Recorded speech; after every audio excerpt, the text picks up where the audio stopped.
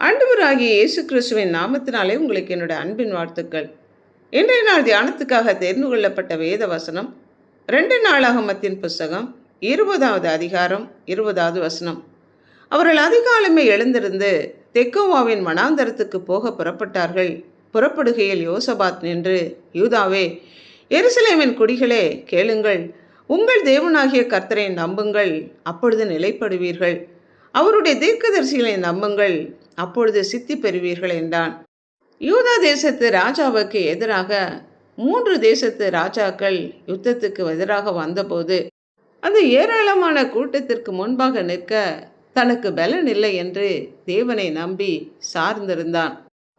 கர்த்தர் தீர்க்கதரிசியின் மூலமாக இந்த யுத்தம் கர்த்தருடையது, நீங்கள் தரித்து நின்று கர்த்தர் உங்களுக்கு செய்யும் ரட்சிப்பை பாருங்கள் என்று சொன்னபோது யோசபாத் தைரியம் அடைந்து தன்னுடைய படை வீரர்களை நோக்கி, உங்கள் தேவனாகிய கர்த்தரையும் அவருடைய தீர்க்கதரிசிகளையும் நம்புங்கள் என்று அவர்களுக்கு தைரியம் சொன்னான். ஒருவேளை யோசபாத் ராஜாவுக்கு அந்த எதிரிகளை மேற்கொள்ளத்தக்கதான சேனை இருந்திருந்தா கூட அவன் தேவனையே நம்பி சார்ந்திருக்க வேண்டியவன். ஏன்னா யுத்தத்திலே ஜெயத்தை கொடுக்கிறவர் கர்த்தர் ஒருவர் மாத்திரமே. நம்முடைய எல்லா சூழ்நிலைகளிலும் நாம் தேவனையே நம்பி சார்ந்திருக்க வேண்டும்.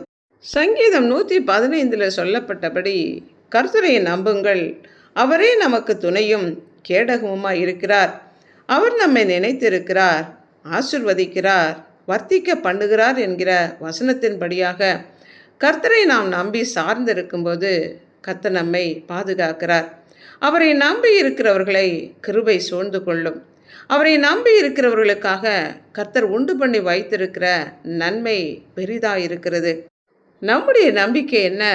எதன் மேலே நாம் நம்பிக்கை வைத்திருக்கிறோம்? கோலியாத்தை மேற்கொள்ள தாவீதுக்கு பலன் இல்லை என்றாலும் தாவீது கர்த்தரையே நம்பி சார்ந்திருந்ததுனால கோலியாத்தை மேற்கொள்ளத்தக்கதான பலத்தை கொடுத்து மகத்தான வெற்றியை கர்த்தர் கொடுத்தார். என்னுடைய வாழ்க்கையில் நான் எக்ஸாமுக்கு போகும்போது ஒரு பாடம் நான் சரியாக படிக்கவில்லை, அந்த பாடத்தில் எனக்கு வெற்றியை தாரும், இந்த பாடம் நான் நன்றாக படித்திருக்கிறேன் என்று நான் ஜெபித்து விட்டு சென்றபோது என்ன ஆச்சரியம், நான் நன்றாக படித்திருக்கிறேன் என்று சொன்ன பாடத்தில் நான் தோல்வியை தழுவினேன். ஆனால் படிக்கவில்லை, எனக்கு உதவி செய்யும் என்று நான் ஜெபித்த அந்த பாடத்திலே வெற்றியை கர்த்தர் கொடுத்தார். நம்முடைய பலத்தினால் அல்ல, பராக்கிரமத்தினால் அல்ல, ஞானத்தினால் அல்ல, அவராலே எல்லாம் கூடும். நாம் யாரை நம்பி சார்ந்திருக்கிறோம்?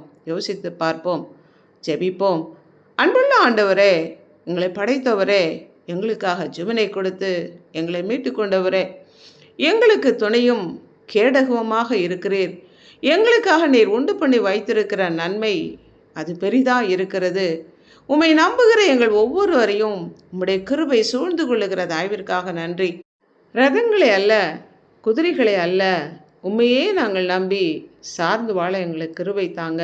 உம்முடைய கரங்களுக்குள்ளாக எங்கள் ஒவ்வொருவரையும் அர்ப்பணித்து ஜெபிக்கிறோம். இயேசு கிறிஸ்துவின் நாமத்தினால் ஜெபிக்கிறோம் பிதாவே, ஆமென்.